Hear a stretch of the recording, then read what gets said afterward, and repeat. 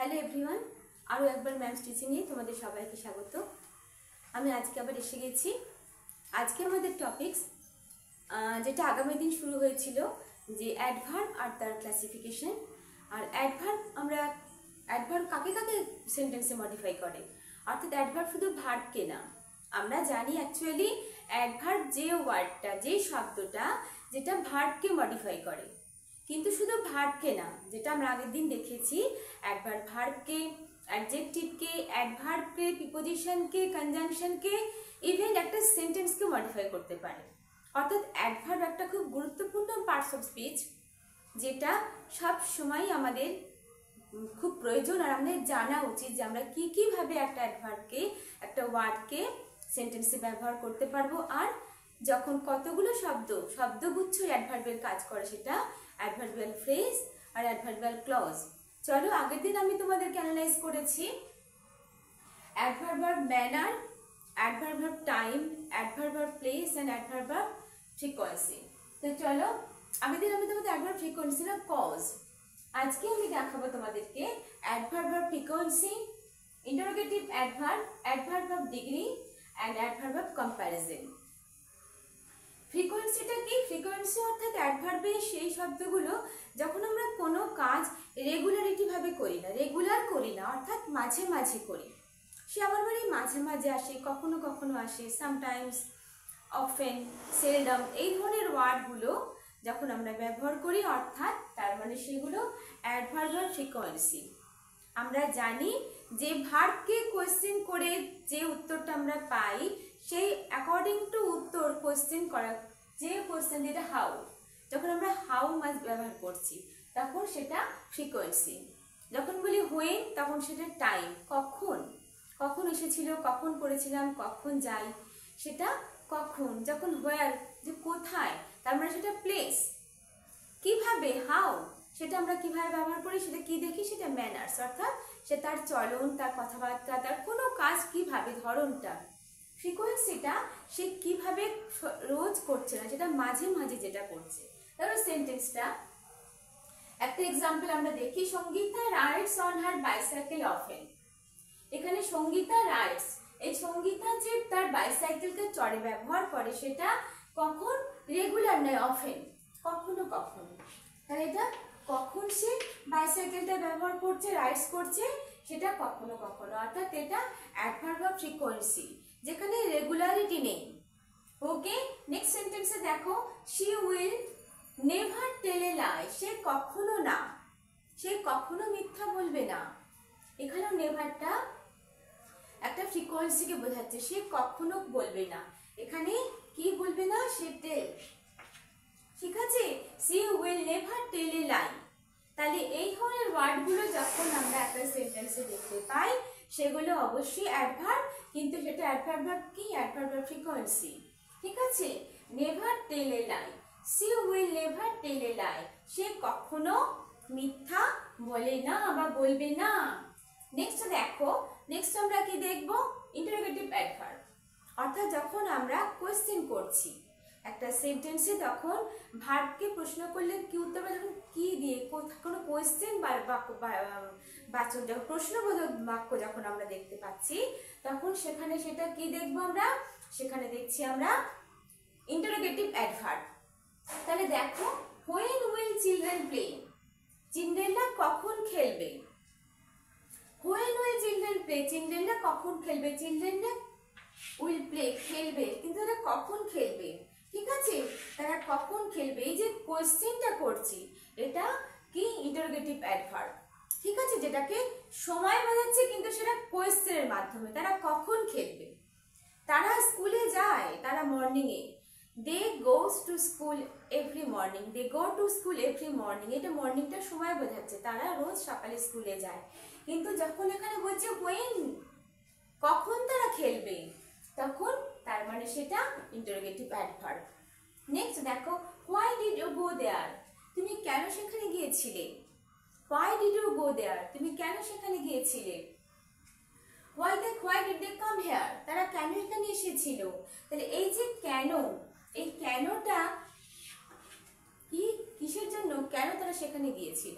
এই যে কোয়েশ্চেনটা আমি করছি তাদের যাওয়া নিয়ে যে কোয়েশ্চেনটা করছি সেটা কি, সেটা ইন্টারোগেটিভ অ্যাডভার্ব। ওকে, আন্ডারস্টুড।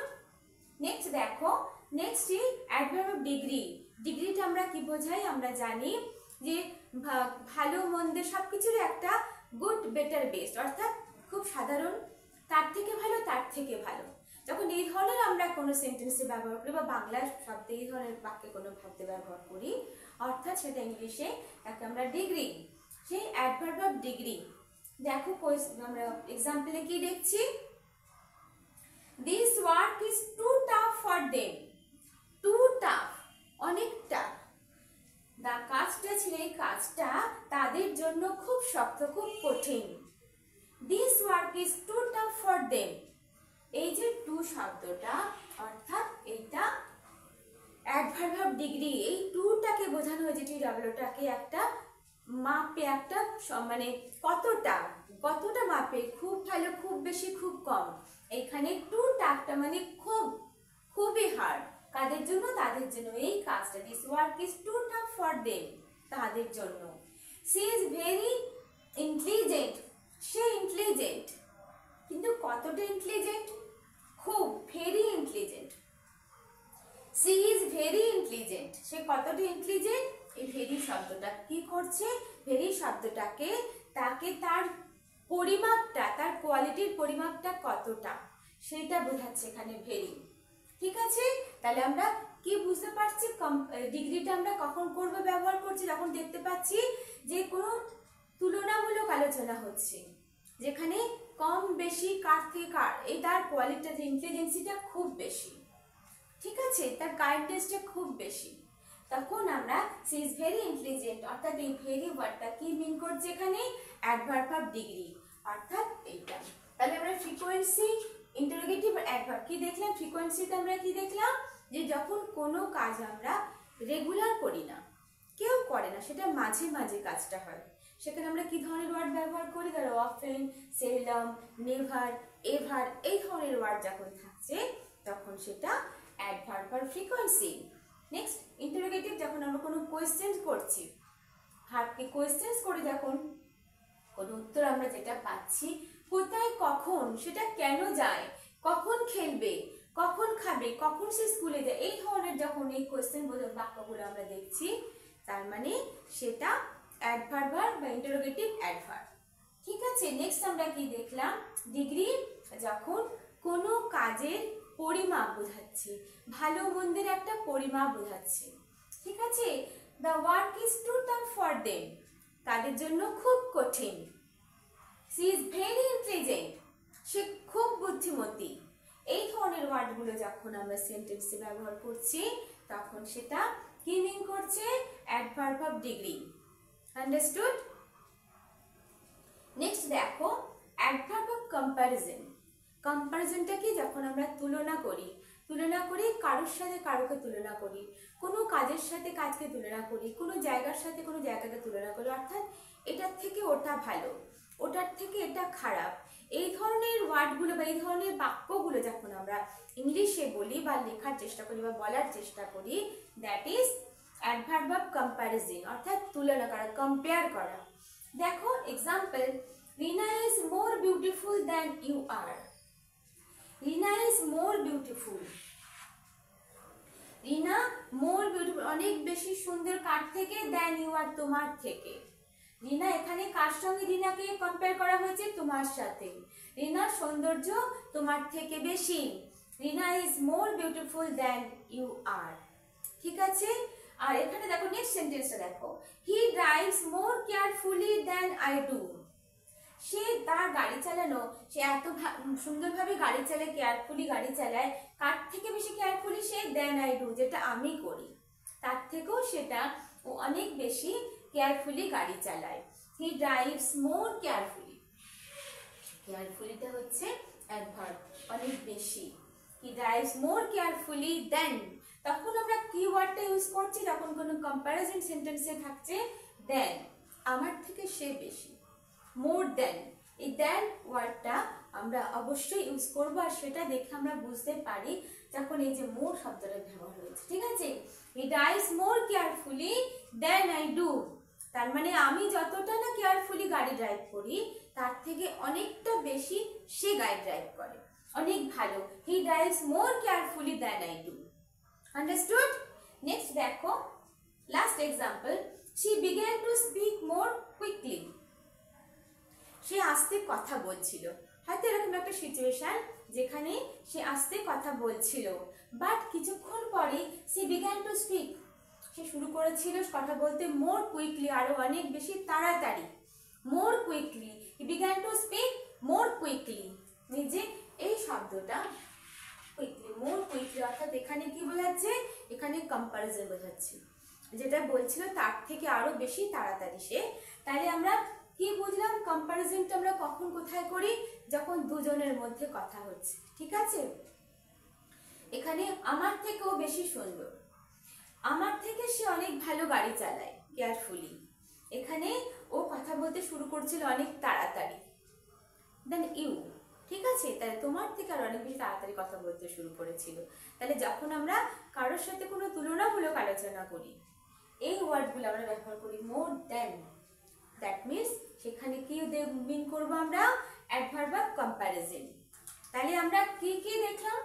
যে আমরা সেন্টেন্সে আগের দিন আমি দেখেছি, আগের দিন আমি তোমাদের কাছে অ্যানালাইজ করেছি, এক্সপ্লেন করেছি যে অ্যাডভার্বকে আমরা কি কিভাবে সেন্টেন্সে দেখতে পাই। One second I am repeating it. দেখো কি করেছিলাম আগের দিন, আমি দেখেছিলাম অ্যাডভার্ব অফ টাইম, অর্থাৎ যখন সময় বোঝাচ্ছে তখন আমরা কি দিয়ে কোয়েশ্চেন করলে বুঝতে পারি? হার্টকে কি দিয়ে কোয়েশ্চেন করলে? হোয়েন দিয়ে, কোন সময়। তারপরে যখন আমরা ভার্বকে হোয়ার দিয়ে প্রশ্ন করি তাহলে সেটা কি বোঝাবে? সেটা প্লেস বোঝাচ্ছে, জায়গা বোঝাচ্ছে। তারপরে আমরা ভার্বকে হাউ দিয়ে, কাজটা কেমনভাবে, সে কেমনভাবে কথা বলে, সে কেমনভাবে পড়াশোনা করে, সে কেমনভাবে চলে, বা তার নেচারটা কেমন, সেটা ম্যানার। আজকে আমরা কি কি দেখলাম? ফ্রিকোয়েন্সি, অর্থাৎ কোনো কাজ আমরা রেগুলারভাবে করি না, মাঝে মাঝে যে কাজগুলো করি সেটা ফ্রিকোয়েন্সি। ইন্টারোগেটিভ অ্যাডভার্ব, যখন আমরা কোয়েশ্চেন করছি, কোয়েশ্চেন করতে যে শব্দে অ্যাডভার্ব ওয়ার্ড বলে দিই সেটা হলো ইন্টারোগেটিভ অ্যাডভার্ব। নেক্সট আমরা কি দেখলাম? ডিগ্রি, অর্থাৎ যে কাজের পরিমাপটা কিরকম, কম বেশি, তখন সেটা কি বুঝবো আমরা? Adverb of degree. Next last আমরা কি দেখলাম? অ্যাডভার্ব অফ কম্প্যারিজন, অর্থাৎ দুইয়ের মধ্যে যেটা ভালো, কোনটা বেশি ভালো, কোনটা কম, ওর থেকে বেশি কম, দুজনের মধ্যে আমরা যখন তুলনা করি, that is adverb of comparison. Understood? আশা করি আমি তোমাদেরকে অ্যাডভার্বটা কি, অ্যাডভার্বের ক্লাসিফিকেশন, আর অ্যাডভার্ব একটা সেন্টেন্সের মধ্যে কতভাবে মডিফাই করতে পারি, কাকে কাকে, সেটা আমরা সবটাই দেখি। অর্থাৎ পার্টস অফ স্পিচের শুধু নাউন, প্রোনাউন আর ইন্টারজেকশনকে বাদ দিয়ে আর যারা যারা আছে পার্টস অফ স্পিচের সবাইকেই অ্যাডভার্ব মডিফাই করতে পারে। তাহলে দেখো আজকে আশা করি তোমাদের এই অ্যাডভার্বের উপর ভিডিওটা তোমাদের ভালো লেগেছে, তোমরা বুঝতে পেরেছো। যদি বুঝতে পারো বা তোমাদের ভালো লেগে থাকে তাহলে তোমরা অবশ্যই একটা লাইক করো, কমেন্টস করতে ভুলো না, আর সাবস্ক্রাইব করো আমাকে এগিয়ে নিয়ে যাওয়ার জন্য। আজকের ইডিয়াম কি আছে দেখো, আজকের ইডিয়ামস আছে